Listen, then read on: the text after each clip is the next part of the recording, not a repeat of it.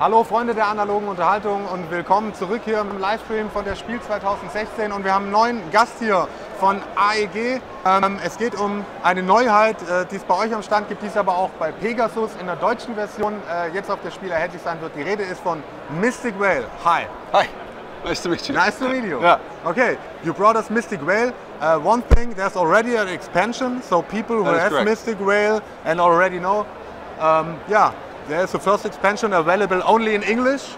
Yes. The first expansion is available in English as of Essen, I believe. Okay. And I think the actual retail sales start next week or soon. Okay, cool. Yeah.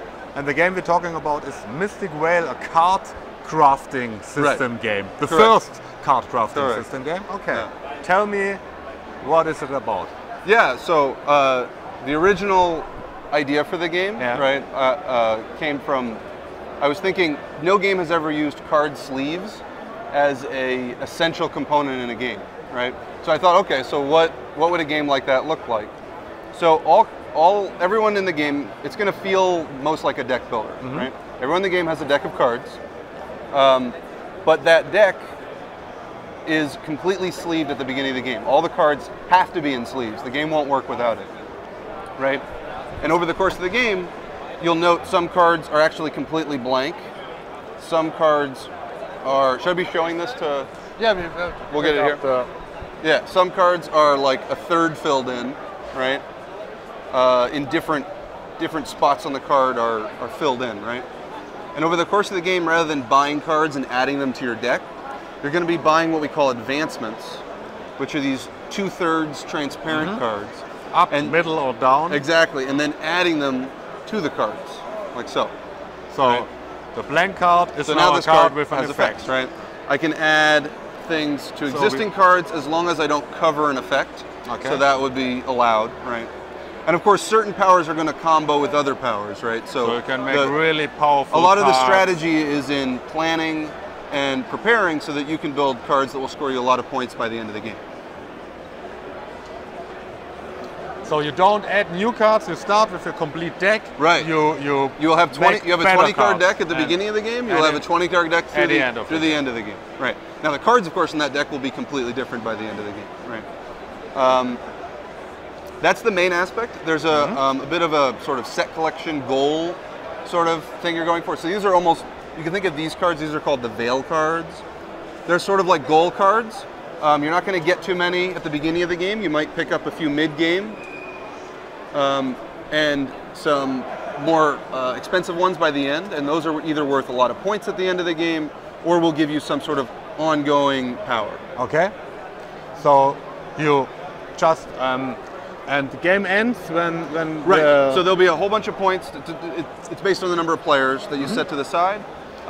So some cards, some of these effects create points. That is correct. During the game, right. And when the points runs out, the game ends. But there are also victory points on some cards that you count on the end. So that's right. So at the end of the game, you'll have a pile of these in front of you. You'll count up those. You'll count up any points you get from the Vale cards, right? And then, like you said, at the end, you'll also go through your deck and get all of those end game points. Right? It's a really, really cool system. Do you sit there at home and sleeve your games? So, and then what's funny actually is I never sleeve games that I own. Okay. I actually never sleeve. Right. I don't have a problem with sleeves, but I don't go through the process of sleeving my goods. But I do sleeve all my prototypes. I'll print out cards, right, and I'll sleeve them. I see. And that's sort of like, wait a second. You could almost make a game out of this. I'm so bored. Yeah. Wait, no. That's not boring. Yeah. And so one other thing I want to touch on is how you draw your hand in the game. Okay. So unlike other deck builders, you don't just draw a hand of cards, right? You're actually going to play one card at a time. So my turn would look something like this. Play a card, then I'm going to reveal the next card. I'm going to keep doing this until I get a total of these three of these red symbols. These red decay symbols. Decay is what we call them, right? And you're going to keep revealing and playing cards until you get 3 of them. Okay, there's the third. Okay. Now what happens with that card is it actually stays in what we call it's now the on-deck card. Now you have to decide. These are the cards that you count the mana and can buy. This is the currency. Like money. It's the currency, yeah. Which you can then buy advancements with, right? If you want this mana, you have to push, right? Which means you would place this card here, and hope for and you the have best. to flip the next card. If you don't get a decay, oh, great. safe. I'm good. I got the extra mana. I now have 4. Now Perfect. I could keep pushing and try to get another one if I want, right? So I could go again. Again, if I turn over a decay symbol, Oh, you are really lucky. yeah, I'm getting lucky. So if I turned over a decay symbol here, I would spoil, right? Yeah. Which means I wouldn't get to buy anything. These would all get discarded. All players have this little token. I would get to flip it over So to one the active mana side. for the next. That's the consolation prize. I get to flip it down on any future turn for an extra mana. Really, really cool. I love the system. I like the theme. But I discovered it at Gen Con, Yes. and in the booklet, in the manual, there was already an announcement of Yes. a new game with this card That's right. system. So this is just the beginning. There will be expansions for Mystic Vale. Uh-huh. 1 or 2, I think, are announced. So the first one is coming out. Coming out now in English, yes? The second one is actually done. Okay. The design for it, the release date is sometime next year. Okay, cool.